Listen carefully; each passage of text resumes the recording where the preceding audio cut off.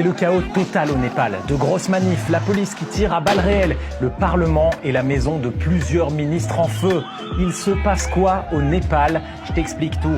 La semaine passée, le gouvernement népalais a décidé de bloquer 26 réseaux sociaux. Facebook, Messenger, Insta, WhatsApp, Snapchat, YouTube, X, LinkedIn, presque tout y passe. La raison donnée, ces plateformes ne se sont pas enregistrées à temps auprès du gouvernement, comme une nouvelle règle le leur imposait. Ce ban des principaux réseaux sociaux, ça a provoqué la colère des jeunes Népalais qui ont commencé à dénoncer en masse la corruption du gouvernement sur les réseaux sociaux encore accessibles comme TikTok, ou alors en contournant le blocage avec des VPN. C'est comme ça que plein d'internautes ont commencé à exposer ce qu'ils appellent les Nepo Babies ou Nepo Kids, les enfants du népotisme. Le népotisme, c'est quand quelqu'un qui est au pouvoir en profite pour filer plein d'avantages à son entourage. On a donc vu circuler des photos et des vidéos d'enfants de ministres népalais qui vivent dans le luxe, partent en voyage, font de grosses fêtes, alors qu'une grande partie de la population népalaise vit dans la pauvreté. Ici par exemple, c'est le fils du ministre du Développement social qui s'est fait un sapin de Noël avec les boîtes des produits de luxe qu'il possède.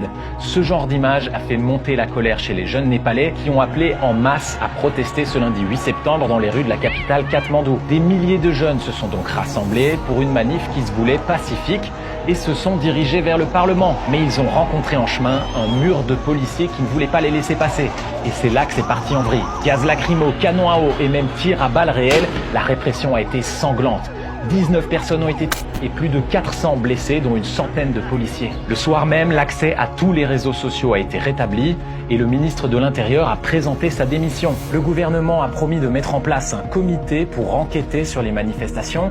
Il a aussi promis un soulagement financier aux familles des victimes et d'offrir les soins aux blessés. Mais ces promesses sont loin de suffire aux manifestants dont la colère ne retombe pas. Ce mardi 9 septembre, ils ont mis le feu au Parlement et aux maisons de plusieurs ministres, dont celle du Premier ministre, qui s'est retrouvé forcé de démissionner face à la colère du peuple. Le pays est donc plongé dans une instabilité sans précédent. Reste à voir comment la situation va évoluer dans les prochains jours.